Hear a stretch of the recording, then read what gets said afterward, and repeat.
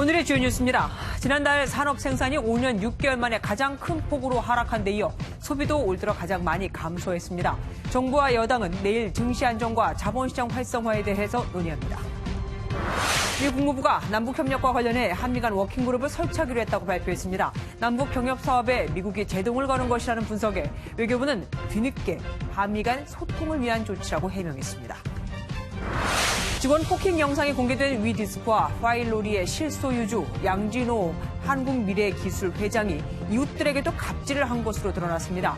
양 회장은 자기 땅을 넘어왔다며 이웃에게 소송을 제기하고 이사도 못 가게 방해한 것으로 알려졌습니다. MBN 단독 보도합니다. 식욕을 없애준다는 다이어트 주사가 큰 인기를 누리면서 의사 처방전 없이도 불법 유통되고 있습니다. 무분별한 주사제 처방으로 부작용도 있지만 복지부와 식약처는 책임 떠넘기기에 급급합니다. 트럼프 대통령이 미국에서 태어난 아기에게 자동으로 부여되는 출생 시민권을 폐지하겠다고 밝혔습니다. 원정 출산을 막겠다는 뜻으로 다음 주 중간 선거를 앞두고 보수층 결집을 노린 승부수로 보입니다. 음주운전에 2번 적발되면 면허를 취소하겠다고 경찰청에 발표한 날 현직 경찰관이 음주운전을 하다가 적발된 것으로 확인됐습니다. MBN 단독 보도합니다.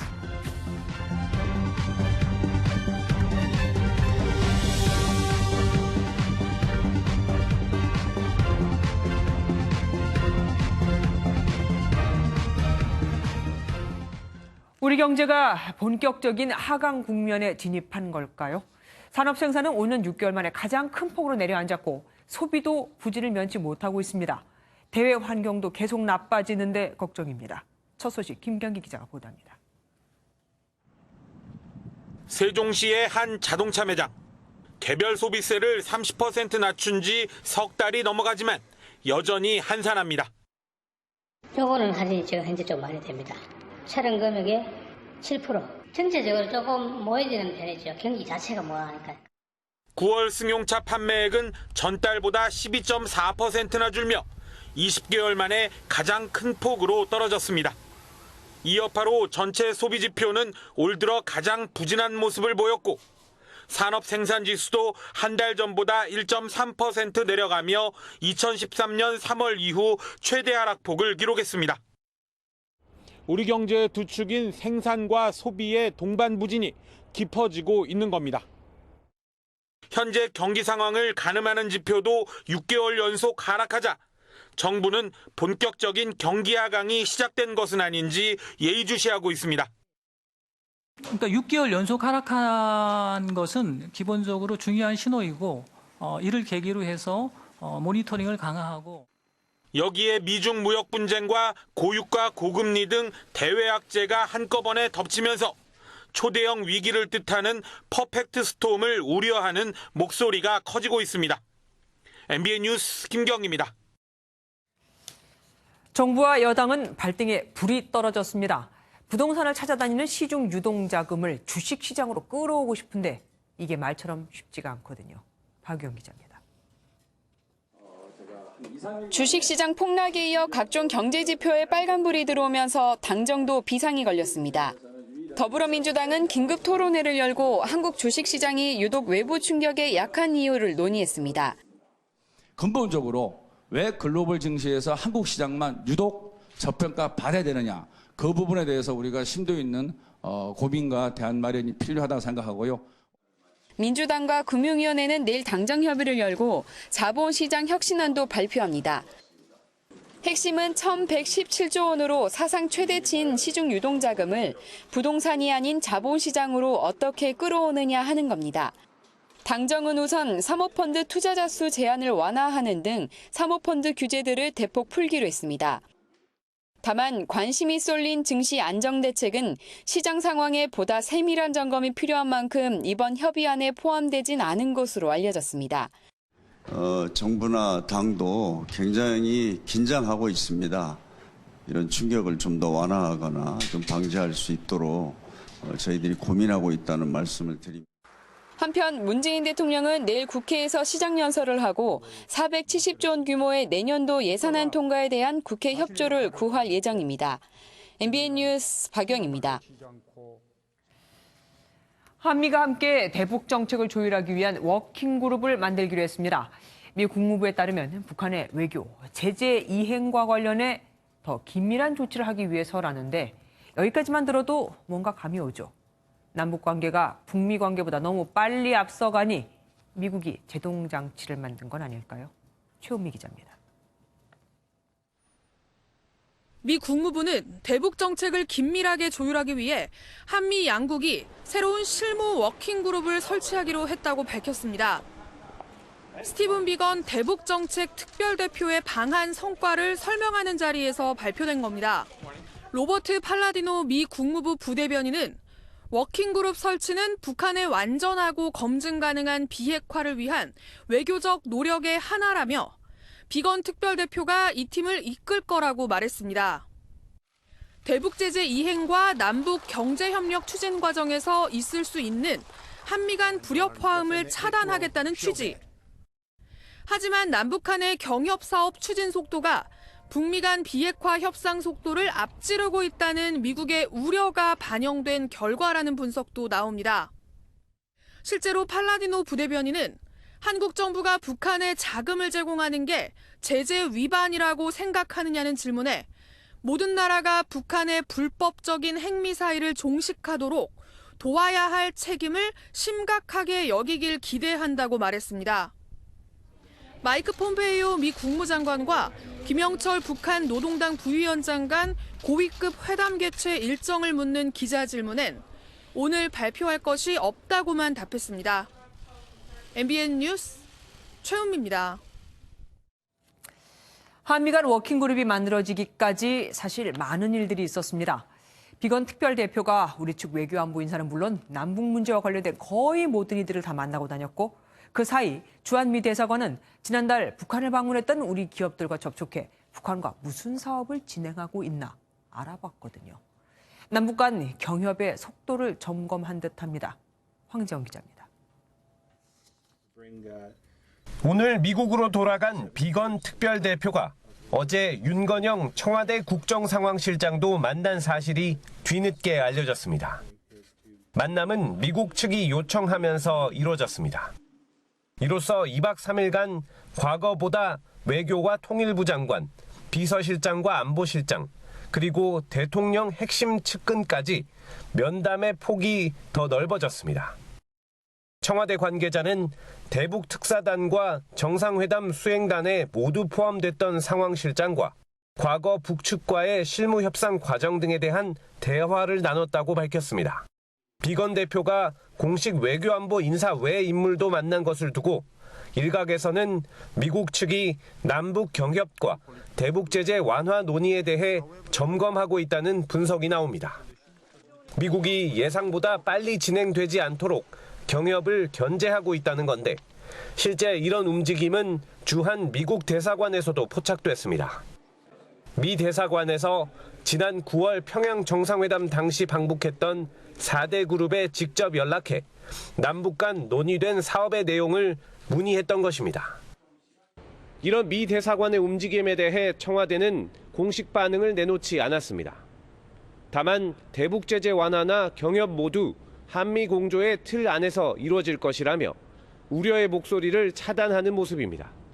MBN 뉴스 황재원입니다. 두 나라가 설치한다는 워킹그룹 같은 건 두 나라가 동시에 발표를 하는 게 일반적입니다. 하지만 이번엔 미 국무부가 먼저 발표를 했고 우리 외교부가 그 다음에 맞다 하며 부랴부랴 설명을 하는 모습이었죠. 송정 기자가 보도합니다. 미국 국무부 발표 이후 외교부도 한미 간 워킹그룹 구성을 공식화했습니다.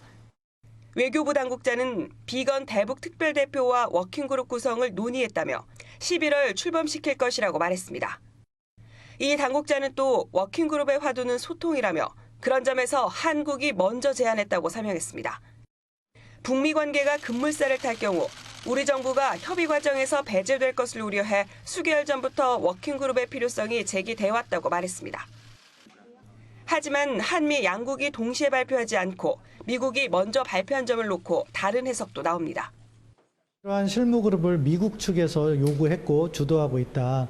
그렇게 볼 수 있는 하나의 증거라고 생각합니다. 미국과 같은 경우에는 현재 상황에 만족하지 않고 있기 때문에 외교부는 발표 시기에 대한 조율이 없었을 뿐이라며 워킹그룹은 남북 또는 북미 정상회담에서 합의된 내용에 대해 실천 방안을 마련하게 될 것이라고 설명했습니다. MBN 뉴스 송정입니다. 대북 제재를 놓고 불협 화음이 계속되던 한미 양국이 워킹그룹을 출범시킨 건 결국은 남북 사업에 대한 이견 때문일 겁니다.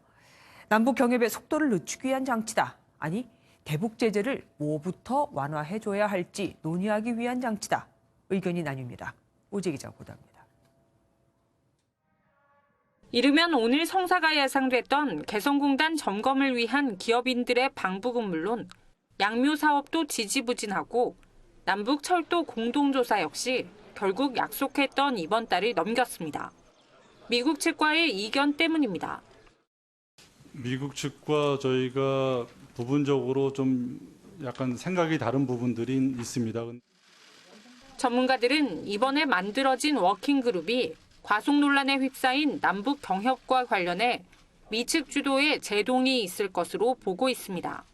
위배 사항이 있는지 없는지를 검토하는 것이 핵심 업무로 이렇게 예상이 되는 거죠. 북한과 약속한 여러 가지 협력 사업을 진행하는데 이러한 워킹그룹이 부담이 될 수는 있을 거예요. 반면 남북이 요구한 대북 제재 완화 준비를 하며 북미 협상 국면에 이용하려는 움직임이란 분석도 나오고 있습니다. 협상을 했을 때 카드로 사용할 수 있는 게 별로 많지가 않아요. 거의 제재 이후에는 북한을 지렛대로 움직일 수 있는 내용들이 거의 없어요. 북미 정상회담을 앞두고 북한의 비핵화 조치에 따라 어떤 혜택을 줄 수 있는지 워킹그룹에서 실제 조율한다는 의미입니다. MBN 뉴스 오지혜입니다. 김정은 위원장은 문재인 대통령을 만났을 때 폐쇄된 풍계리 핵실험장에 외부 참관단의 방문을 허용하겠다고 했었죠. 실제로 북한이 이를 준비하고 있다고 국정원이 밝혔습니다. 방문에 대비해 숙소와 도로를 만들고 있다고요. 전정인 기자입니다. 북한이 비핵화 선행 조치로 풍계리 핵실험장에 외부 참관단 방문을 준비하는 것으로 확인됐습니다. 풍계리 핵실험장을 폐쇄하고 동창리 미사일 시설 일부를 철거한 가운데 외부 참관단 방문에 대비한 것으로 보이는 준비 및 점검 활동이 핵실험장 주변으로 새로운 숙소와 도로를 건설하고 있는 상황이 감지된 겁니다. 풍계리 핵실험장 방문은 지난 7일 마이크 폼페이오 미국 국무장관의 4차 방북 당시 합의됐습니다. 국가정보원은 북한의 영변 5메가와트 원자로를 비롯해 핵미사일 시설을 주시하고 있지만 아직 큰 변화는 없다고 설명했습니다. 이런 가운데 속도전을 펼치고 있는 정부의 대북 정책에 대한 지적도 나왔습니다. 이은재 자유한국당 의원은 대량 살상무기 제거나 휴전선 일대 장사정포 위협 등 본질적인 위협이 전혀 제거되지 않았는데 현재 남북 평화가 이미 앞서 와 있는 듯한 인상을 준 것은 맞지 않다고 지적했습니다. 최근 논란을 일으킨 임종석 청와대 비서실장의 전방 시찰에 대해서 서훈 국정원장은 사전 논의가 됐던 사안이라며 재차 동행 요청이 온다면 신중히 검토하겠다고 말했습니다. MBN 뉴스 전정인입니다. 북한에 너무 저자세다. 자유한국당이 조명균 통일부 장관에 대해 해임 건의안을 제출했습니다. 그런가 하면 정세현 전 통일부 장관은 리선권 위원장의 냉면 발언에 대해 북한이 확실하게 잘못한 거라고 지적했습니다. 이동석 기자입니다. 자유한국당이 조명균 통일부 장관에게 최후 통첩 카드를 꺼내들었습니다. 해임 건의안을 국회에 제출한 겁니다. 반드시 본회의 표결 처리를 통해서 해임안이 통과될 수 있도록 최선을 다하겠습니다. 한국당은 통일부의 탈북민 출신 기자 취재 불허 방침과 남북 공동 연락사무소 개설 비용 논란을 놓고 조 장관의 퇴임을 요구했습니다. 민주당은 즉각 반발했습니다. 목리가 끝이 없는 것 같습니다. 통일부 장관이 공식 사과까지 하고 일단락된 사안입니다. 해임 건의안을 내겠다고 하는 것은 생떼 부리는 것에 불과합니다. 이런 가운데 노무현 정부 초대 통일부 장관을 지낸 정세현 한반도 평화포럼 이사장은 리선건 북한 조국 평화통일위원장의 냉면 발언을 비판했습니다.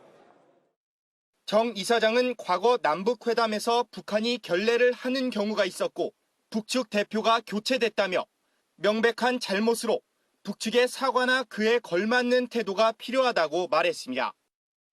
서훈 국정원장 역시 그것이 사실이라면 가만히 있어서는 안 되고 이것은 너무나도 무리하다며 비판 대열에 합류했습니다.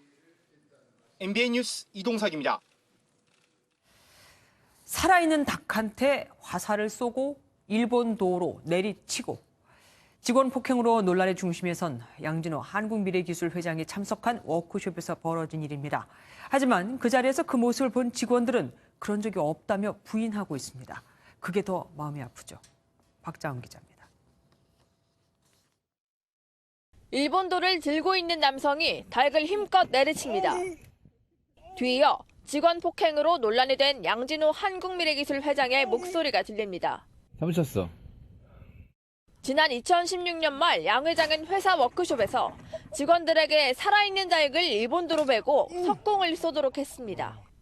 죽은 닭은 그날 회식에 쓰였습니다. 저는 영상에서 논란이 된 연수원에 와 있습니다. 이렇게 산속에 위치해 있어서 인적이 매우 뜸하고 담도 높아서 안에서 벌어지는 일을 알기는 어려워 보입니다. 아는 사람이 아니라면 한 번에 찾아가기가 힘든 곳입니다. 모르겠어. 길이 안 좋아가지고. 위디스크의 한 직원은 워크숍 논란에 입을 굳게 다물었습니다. 양 회장의 이해 못할 행각이 줄줄이 드러나면서 논란은 일파만파 커지고 있습니다. MBN 뉴스 박자은입니다. 그런데 양진호 회장이 퇴사한 직원의 뺨을 세게 내리쳤을 때 당시 다른 직원들은 자리에 앉은 채 멀찌감치서 지켜보고만 있었죠. 전민석 기자가 이 회사를 찾아가 봤습니다. 양진호 회장이 거칠게 욕을 하더니 이거 뭐지? 몰랐거든? 고개 숙인 남성의 뺨을 세게 때립니다. 이 남성을 꿇어앉힌 뒤에도 머리를 때립니다. 퇴사한 직원이 위디스크 홈페이지에서 자신을 사칭해 글을 올렸다는 게 폭행의 이유였습니다. 이 장면을 지켜봤을 직원들은 대부분 언급을 극도로 피했습니다. 안에 분위기 좀 어때요? 어쩌다 일어난 일이란 반응도 있었습니다. 어쩌다 한번 발생하는 거가 매일 있는 것처럼 사실 그런 건 아니거든요. 양 회장의 또 다른 회사인 이곳 한국미래기술에는 문이 굳게 닫힌 채 적막감만 감돌고 있습니다. 내부를 살펴보니 만들던 로봇만 덩그러니 놓여 있을 뿐 직원은 보이지 않습니다. 양 회장의 갑질에 비판 여론이 들끓는 가운데 직원들은 침묵을 지키고 있습니다. MBN 뉴스 전민석입니다. 양진호 회장이 또 다른 집단 폭행 사건으로 검찰의 수사를 받고 있는 것으로 알려졌습니다. 수원지검 성남지청은 지난 2013년 12월 한 교수를 부인의 내연남으로 의심해 집단 폭행한 혐의로 양 회장을 수사하고 있다고 밝혔습니다. 양 회장은 자신의 지인들과 함께 해당 교수를 폭행한 혐의로 조사를 받았지만 일행 중 한 명만 재판에 넘겨졌고 본인은 무혐의 처분을 받았다가 지난 4월부터 다시 조사를 받고 있는 것으로 알려졌습니다. 양진호 회장으로부터 폭행을 당한 남성은 아예 외딴 섬으로 들어가 경찰의 서면 조사 요청마저도 거부를 하고 있습니다. 양 회장의 음란물 유통 방치 혐의를 조사하던 경찰은 사안이 심각하다고 보고 합동수사팀을 꾸렸습니다. 윤규란 기자입니다. 피해자는 지방의 외딴 섬에서 거주하고 있습니다. 해코지가 두려워 경찰에는 신고도 못했습니다. 거기서 그 사람한테 소송을 걸었다고 하더라도 그 사람은 도와줄 분들도 많이 있고 그리고 그분들이 저한테 어떻게 해코지를 할 수도 있으니까. 경찰은 피해자에게 이메일로 피해 사실을 확인하려 했지만 피해자는 심적 고통을 호소하며 거부한 것으로 알려졌습니다. 양 회장은 회사와 자택 어디에도 모습을 드러내지 않고 있습니다. 예, 혹시 양 회장님 계신가요? 양 회장 측은 당시 잘못한 부분도 있지만 앞뒤 안 가리고 직원을 폭행했다는 건 억울하다는 입장인 것으로 전해졌습니다. 음란물 유통 방치 혐의를 조사하던 경기 남부지방경찰청은 광역수사대까지 투입해 수사를 확대했습니다. 경찰은 사안의 심각성을 고려해 양진호 회장에 대한 체포영장 발부까지 검토 중인 것으로 알려졌습니다. MBN 뉴스 윤기란입니다. 식욕을 없애 살을 확 빼준다는 다이어트 주사가 서울 강남을 중심으로 품귀 현상까지 빚어질 정도로 인기입니다. 의사의 처방이 필요한 전문 의약품인데도 날개도 든 듯 팔리는 데는 다 이유가 있었습니다. 먼저 김지영 기자가 다이어트 주사의 불법 유통 실태를 취재했습니다. 실패 없는 다이어트, 혁신적인 비만 치료제. 최근 젊은 층에서 큰 인기를 끌고 있는 한 다이어트 주사의 광고입니다. 먹는 약보다 살을 빠르게 뺄 수 있다는 입소문에 국내 출시 반년 만에 품귀 현상까지 벌어졌습니다. 일회용 바늘을 꽂은 뒤 지방이 많은 배와 팔에 직접 주사를 놓는 방식입니다. 이 주사는 고도비만 환자에 처방해야 하는 전문 의약품. 하지만 법을 지키는 의사를 찾는 게 더 어려울 정도입니다. 한 병원으로 찾아가 봤습니다. 정상 체중에 사용하면 부작용이 있다면서도 효과가 좋다며 선전을 하더니 결국 이 주사제를 처방합니다. 비만이 아니신 분들이 하게 됐을 때 부작용들이 좀 많아요. 제가 지금 5개월 정도 하고 있는데 되게 좋아요. 의사 처방전이 없어도 병원 접수대에서 바로 팔기도 합니다. 삭신자 주사 파는지 해서. 네, 있어요. 2개 될까요? 심지어 쓰다만 주사의 중고 거래까지 버젓이 이루어지고 있습니다. 당연히 모두 불법이지만 이런 비정상적인 유통과 판매는 계속되고 있습니다. MBN 뉴스 김지영입니다. 이렇게 주사제가 무분별하게 사용되면서 부작용을 호소하는 이도 늘고 있습니다. 하지만 복지부는 자기네 관리 대상이라면서도 단속은 식약처 몫이라고. 식약처는 복지부 관리라며 서로 책임을 떠넘기고 있습니다. 이어서 서동균 기자가 보도합니다. 광고가 금지된 전문 의약품이지만 각종 병원 사이트에선 홍보글이 넘쳐납니다. 의사가 직접 체험 후기까지 올리기도 합니다. 하지만 숱한 홍보글 사이에 부작용을 호소하는 글들이 보입니다. 메스꺼움과 변비, 가려움증 등을 호소하는 내용이 많은데 워낙 증상이 다양해 한 손에 꼽기도 어려울 정도입니다. 메스꺼림이라든지 그다음에 구토, 변비, 설사, 소화불량 이런 것들이 올 수가 있고요. 아주 드물게 췌장염이 생겼다는 보고도 있고. 성형외과가 밀집한 서울의 한 거리입니다. 적지 않은 병원들이 홍보와 판매에 열을 올리고 있지만 이를 관리하는 보건당국은 사실상 별다른 움직임이 없습니다. 주무부처인 보건복지부는 단속은 식약처의 소관이라는 입장이지만 허가사항대로 사용하는 거 이런 내용이 베이스라면 이제 식약처에 한번 해보셔야 되고. 식약처는 처방과 유통은 복지부의 몫이라고 서로 책임을 떠넘깁니다. 의사들의 처방에 대한 이야기는 의료법 소관이라 식약처가 답변드릴 사항은 아니고 이제 복지부가 답변드릴 사항이고요. 판매에 대한 부분도 그 조제의 범주에 들어가기 때문에요. 보건복지부가 하고 있습니다. 불법 유통이 기승을 부리는데도 사실상 단속에 손을 놓는 정부. 이러는 사이 잠재적 피해자들만 늘어나고 있습니다. MBN 뉴스 서동균입니다. 방금 전에 양진호 회장과 관련된 단독 보도가 들어왔습니다. 전해드리겠습니다. 조금 전 양 회장의 폭행과 이를 묵과하고 있는 직원들에 대해서 보도를 해드렸죠. 양 회장의 기행은 회사 밖에서도 이어졌습니다. 자택 주변 이웃 주민에게 경계석이 단 1cm를 넘어왔다고 소송을 거는가 하면 이사를 가는 것도 못하게, 또한 밤중엔 큰 소음으로 민폐까지 끼쳤다고 합니다. 이재호 기자가 단독 보도합니다. 양진호 회장의 차로 알려진 고급 수입차입니다. 주차된 면적 중 일부는 바로 옆집 소유지만 버젓이 자신의 차를 주차해 두었습니다. 양 회장은 더욱이 이곳에서 이웃 사람을 아랑곳하지 않고 세차까지 해왔습니다. 세차를 하지 말아달라고 부탁까지 했지만 돌아오는 건 이해할 수 없는 소송이었습니다. 이 통신원에 저 세차한 분이 들어가면은 이거 고장나고 그럴 텐데 거기서 세차를 하면 어떻게 하냐 그랬더니 그리고 나서 소송을 한 거예요. 양 회장은 대리인을 통해 지난해 8월 이웃 주민을 상대로 소송을 제기한 것으로 알려졌습니다. 경계선이 자신의 땅을 넘어왔다는 이유였습니다.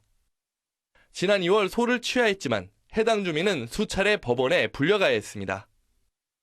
참다 못해 이사를 하려 했지만 이마저도 좌절됐다고 말합니다. 나와서 이 집 소송 걸린 집이니까 사면 안 된다는 식으로 그런 식으로 이제 얘기한 거죠. 오빠가 저희가 이사 온 거예요. 또 다른 이웃들은 양 회장 자택에서 흘러나오는 큰 소음 때문에 밤잠을 설친 적도 많다고 말합니다. 새벽에도 술들 먹고 떠들고 그랬어요. 자는데 좀 지장은 있는데.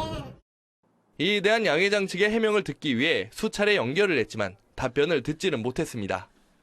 MBN 뉴스 이조입니다. 얼마 전 온라인 마켓에서 가짜 유기농 제품을 판 미미 쿠키 사태 기억하시죠? 이번엔 인터넷 오픈 마켓에서 유명 상표를 도용한 가짜 표백제를 판 일당이 붙잡혔습니다. 이래서야 인터넷에서 어떻게 믿고 물건을 살 수 있을까요? 임성재 기자입니다. 수사관들이 짝퉁 표백제가 실린 트럭을 급습합니다. 네, 여기 천공이 사람이 여기 천공이 없거든요. 공장으로 들어가 보니 유명 오픈마켓 이름이 적힌 포장 박스에 가짜 표백제가 가득합니다. 봐봐요, 진품이죠. 가품이에요. 세제 제조업체를 운영하던 안모 씨 일당이 유명 업체의 상표를 도용해 짝퉁 표백제를 만들어 팔다 적발된 겁니다. 일당이 제조한 가짜 표백제와 실제 제품입니다.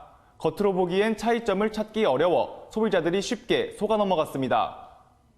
지난 2015년 말부터 최근까지 불법 유통한 가짜 표백제는 12,000여 개, 챙긴 돈만 3억 7천여만 원에 이릅니다. 얼마 전 마트 판매 쿠키를 유기농 제품으로 속여 판 미미 쿠키 사태 등 온라인 쇼핑과 관련한 피해는 계속 늘고 있습니다. 그나마 믿을 수 있다고 여겨지는 네이버와 G마켓 등 대형 오픈마켓도 사정은 마찬가지입니다. 근데 인터넷에는 가짜 제품도 많이 취급을 하고 있거든요. 믿을 만한 쇼핑몰이라고 하더라도 그 제품이 정상적인 제품인지 꼼꼼하게 확인하면서 구매하는 게. 전문가들은 시중 가격보다 유난히 저렴한 제품의 경우 불량 제품이 아닌지 의심해봐야 한다고 당부했습니다. MBN 뉴스 임성재입니다. 어제는 대법원에서 강제징용 배상 판결이 있었죠. 오늘은 근로정신대 재판이 재개됐는데 재판부는 피해자가 매우 고령인 점을 감안해 선고를 최대한 앞당기기로 했습니다. 정치훈 기자입니다. 올해 88살 김재림 할머니가 몸소 법원 앞에 나왔습니다. 김 할머니는 일제강점기 말 태평양 전쟁 당시 미쓰비시 중공업으로 끌려가 강제 노동을 해야 했습니다. 학교도 보내주고 돈도 벌 수 있다는 말에 속아 10대 꽃다운 나이는 고통으로 몸부림쳐야 했습니다. 뒤늦게 지난 2014년 손해배상 소송을 진행했지만 이제서야 2심 첫 재판이 열렸습니다. 강제징용 판결에 부담을 느낀 일본 미쓰비시 측은 선고를 최대한 늦춰달라고 주장했지만 재판부는 이를 받아들이지 않고 오히려 선고기일을 앞당겼습니다. 고령인 피해자를 참작한 판단입니다. 앞으로도 우리가 얼마 남지 않는 세상인데 그 안에 모든 것을 해결해 줬으면 고맙겠습니다. 1, 2, 3차로 나눠 진행되는 근로정신대 판결은 대법원 최종 판결을 기다리는 소송부터 1심에 계류 중인 소송도 있습니다. 73년이 되었습니다. 지금 우리 마음은 하루속히 해결한 것이 우리가 기대하는 것 그것 하나밖에 없는데 우리가 자기네들이 그만치 잘못했다는 것을 사죄만 해도 우리는 반부는 풀립니다. 강제징용 판결에 이어 근로정신대 재판도 속도가 빨라지면서 선고 결과에 관심이 모아지고 있습니다. MBN 뉴스 정춘우입니다. 5.18 민주화운동 당시 계엄군의 잔혹한 성폭력 범죄가 드러나고 있죠. 성폭행뿐 아니라 여성의 특정 신체 부위를 훼손하기까지 했다니 나라를 지킨다는 군인들이 한 짓이라고는 믿을 수 없을 정도입니다. 김용현 기자가 보도합니다. 속옷 차림의 여성을 대검으로 위협해 상해를 가하거나 성희롱을 일삼고 성고문한 사실이 있다. 38년 전 5.18 당시 시위에 참여했던 피해자들의 증언입니다. 대부분 총을 든 군인들에게 성폭행을 당했다고 진술했습니다. 여고생을 강제로 군용 트럭에 태워 가거나 숨진 여성의 특정 신체 부위가 훼손된 모습을 봤다는 목격자 진술도 나왔습니다. 뚜드러 패는 것부터 시작해서 머리통 떼는 것부터 시작해서 그러니까 할 수 있는 거는 다 했던 것 같습니다. 여성가족부와 국가인권위원회, 국방부가 참여한 공동조사단이 지난 6월부터 조사를 벌인 결과 성폭행 피해 17건을 확인했습니다. 피해 장소가 계엄군의 병력 배치와 부대 이동 경로와 겹쳐 피해자 진술의 신빙성이 높은 것으로 판단했습니다. 3공수, 7공수, 11공수입니다. 피해 상황에 따른 시 공간을 보면은 대체로 공수부대가 말하자면 투입됐던 그 현장을 볼 수 있어요. 하지만 가해 군인을 가린다 해도 진상규명위원회가 출범하지 않는 이상 처벌은 어렵습니다. 여야 사당을 제외한 자유한국당은 여전히 위원 추천을 하지 않고 있습니다. MBN 뉴스 김영현입니다. 이명박 정부 시절 있었던 국정원의 댓글 조작 사건 기억하십니까? 그게 언제적 일인데 하실 텐데 맞습니다. 2013년 6월에 검찰은 원세훈 전 국정원장을 기소했었죠. 그리고 올해 4월 유죄 확정까지 무려 5년이나 걸렸던 사건입니다. 물론 재판 과정이 꽤 복잡하긴 했습니다. 1심 무죄, 2심 유죄가 나왔는데 대법원에서 증거를 다시 살펴보라며 사건을 돌려보내고 파기환송심을 맡은 고법 재판장은 2017년 2월까지 무려 19개월이나 이 사건을 판결하지 않고 질질 끌다가 다른 곳으로 인사가 나자 그냥 가버렸거든요. 사법농단 의혹을 수사하고 있는 검찰은 바로 이 파기환송심 재판을 주목하고 있습니다. 당시 재판이 고의로 지연된 건 물론이고 희한하게도 재판장이 주심 판사는 빼고 말단 판사인 재판연구원과 재판 논의를 한 것도 아주 이상하거든요. 이혁근 기자가 단독 보도합니다. 검찰은 원세훈 전 국정원장의 파기환송심이 서울고등법원에서 2년 동안 늘어진 시기에 주목하고 있습니다. 당시 재판장이었던 김모 부장판사는 양승태 대법원과 원세훈 재판이 간단히 종료될 것으로 보이지 않는다며 연락을 주고받았고 결국 원 전 원장은 보석으로 풀려났습니다. 이후 김 부장 판사는 사건의 주심인 최모 판사를 재판에서 배제했습니다. 그리곤 희한하게도 재판에 직접 참여하지도 않는 재판연구원과 이메일을 주고받으며 원세훈 재판을 진행했습니다. 고등법원 형사사건에서 주심 판사를 배제하고 재판장과 재판연구원이 재판을 진행한 것은 상당히 이례적인 것으로. 검찰은 여기에 양승태 대법원의 원세훈 재판 개입 정황이 담겨 있을 것으로 보고 얼마 전 두 사람이 주고받은 이메일을 압수수색했습니다. 재판에서 배제된 주심 최 판사는 검찰 조사에서 사건 심리가 잘못된 방향으로 가고 있다며 여러 번 이야기했지만 재판장이 자신의 의견을 무시했다고 진술한 것으로 전해졌습니다. 결국 최 판사는 고충을 토로해 원세훈 사건을 맡은 지 7개월 만에 금융정보분석원으로 자리를 옮겼습니다. 검찰 관계자는 당시 재판장이었던 김 부장판사가 이번 사건의 중요한 수사 대상이라고 밝혔습니다. 검찰은 박근혜 청와대의 정당성이 흔들릴 수 있는 원세훈 재판에 양승태 대법원의 부정한 개입이 있었는지 수사할 계획입니다. MBN 뉴스 이혁근입니다.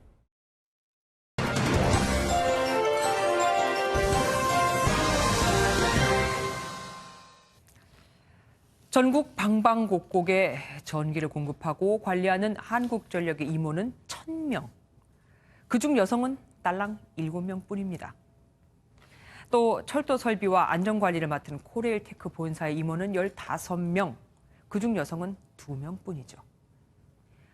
여성 직원 수 자체가 적으니 그럴 수 있다고 볼 수도 있지만 올 7월 한국산업단지공단에서 54년 만에 여성 임원이 나온 걸 보면 단지 여성 수가 적어서라고만은 할 수 없을 듯합니다. 고용노동부가 발표한 공공기관과 500인 이상 민간 사업장 여성 관리자 비율 현황에서도 이런 추세는 고스란히 나타납니다. 올해 공공기관 338곳의 여성 관리자 비율은 평균 17.3%. 한국가스기술공사, 부산항 보안공사 등 지방공사와 또 공단 43곳은 딸랑 8%뿐입니다. 민간 기업도 여성 관리자가 20%를 넘는데 공공기관에서 여성 관리자가 이보다 훨씬 더 적은 겁니다. 문재인 정부는 올 초 2022년까지 여성 고위 공무원을 10%로, 공공기관 여성 임원을 10.5%에서 20%까지 높이겠다고 했었습니다. 하지만 공공기관의 여성 임원 수는 아직 턱도 없죠. 일반 기업에서 여성의 승진이 유리천장이라면 공공기관에서의 여성 승진은 강철천장이라고 해도 되겠습니다. 하지만 정부가 노력을 하면 됩니다. 적극적 고용 개선 조치 대상이었던 기관에서 여성 고용 비율은 38.2%로 시행 첫 해인 2006년보다 7.4%포인트나 높아졌고 여성 관리자 비율 또한 10.3%포인트나 올랐거든요. 그런데도 정부는 해마다 찔끔찔끔 올라간 수치만 보고 잘하고 있다는 식이니 보는 이의 속이 타는 겁니다. 정부가 하면 되는데, 좀 더 속도를 내주면 되는데 하면서 말이죠. 오늘 한 금융사는 유리천장을 깨는 펀드까지 출시했습니다. 오죽하면 이런 게 다 나왔을까요? 무조건 여성 관리자의 비율을 늘려달라, 높여달라는 게 아닙니다. 기회는 평등하게, 과정은 공정하게, 결과는 정의롭게. 이 말대로만 해도 여성 관리자 비율 8%니 OECD 꼴찌 같은 오명쯤은 충분히 떼어버릴 수 있지 않을까요? 뉴스 초점이었습니다.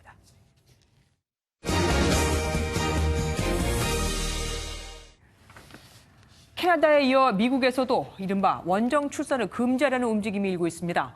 트럼프 대통령이 미국 영토에서 태어난 아기에게 자동으로 시민권을 부여하는 출생 시민권을 폐지하겠다고 한 겁니다. 구경호 기자입니다.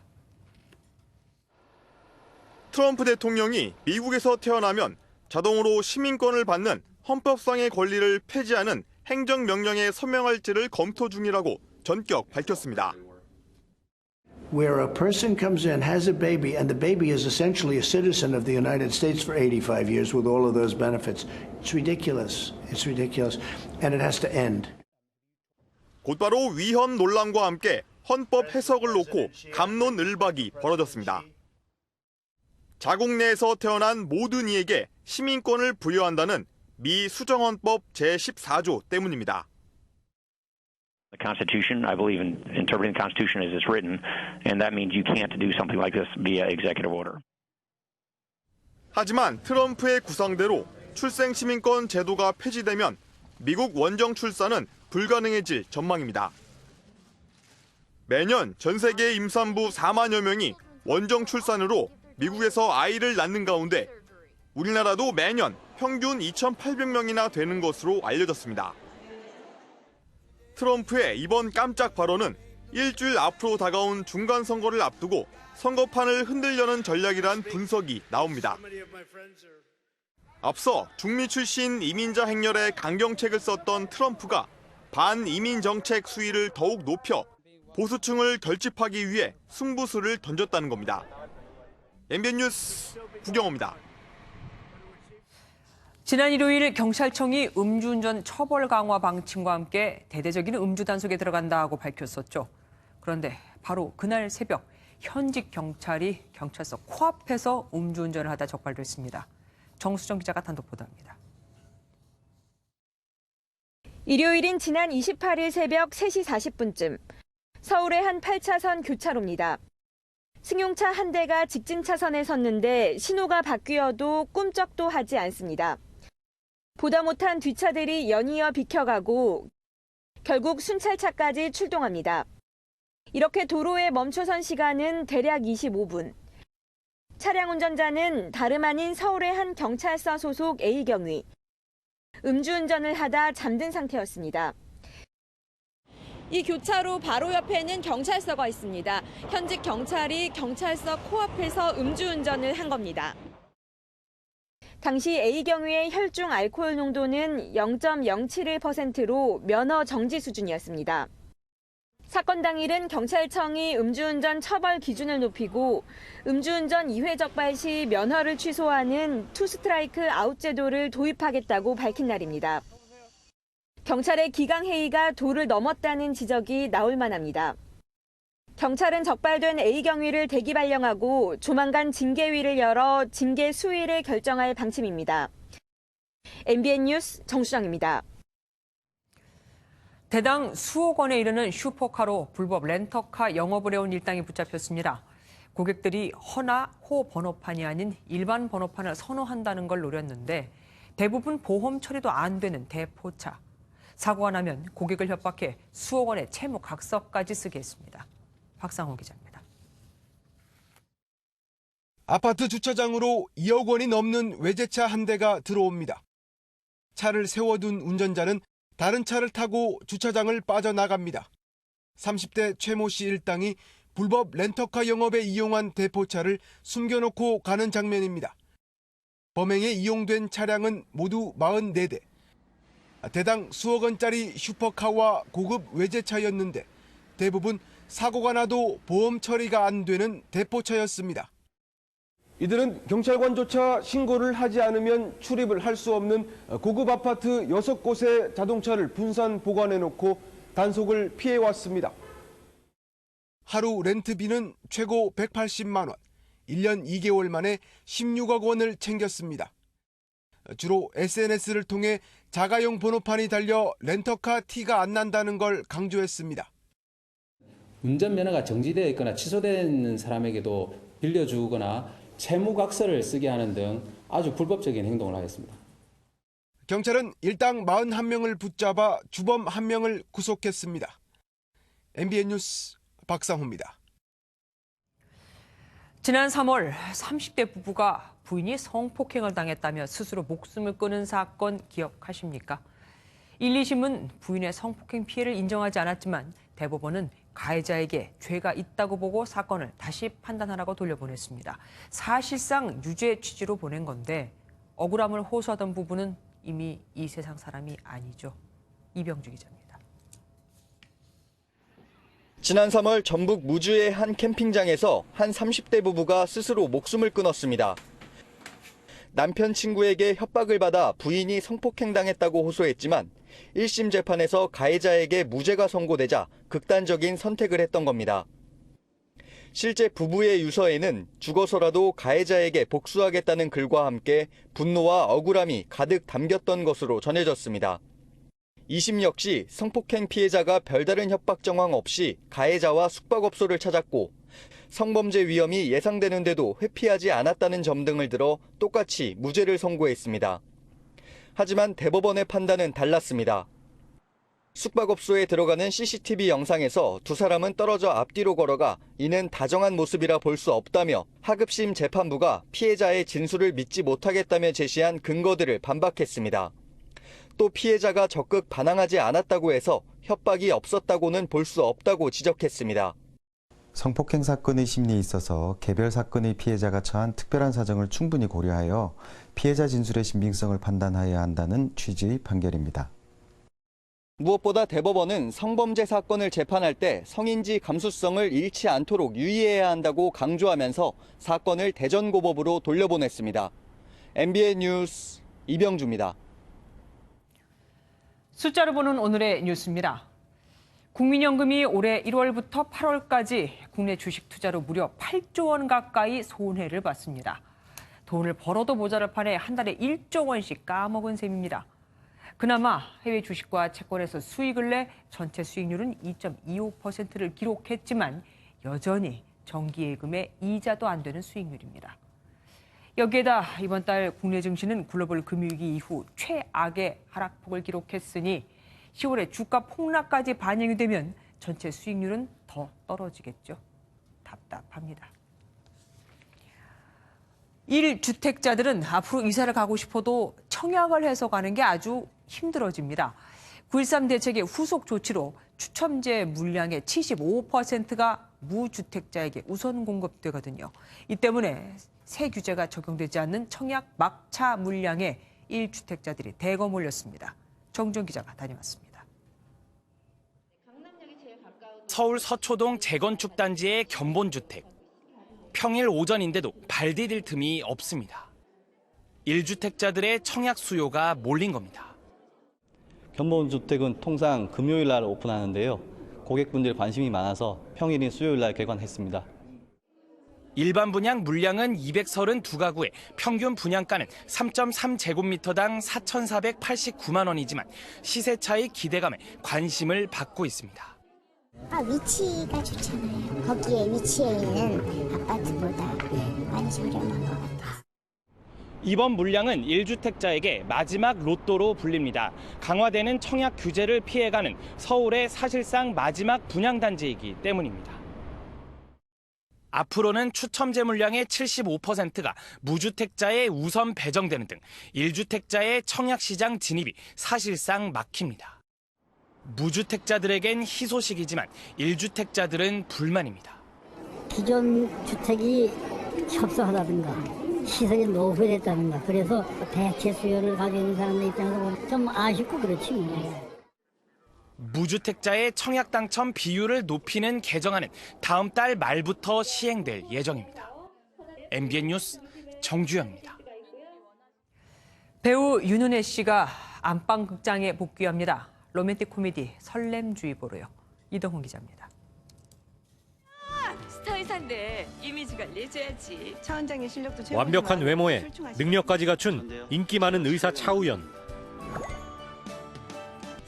톱스타 여배우로서 스포트라이트를 받지만 알고 보면 연애 바보인 윤유정. 어울릴 것 같지 않은 두 사람의 위장 연애가 새 드라마 설렘주의보에서 펼쳐집니다. 윤은혜는 5년 만에 안방극장에 복귀합니다.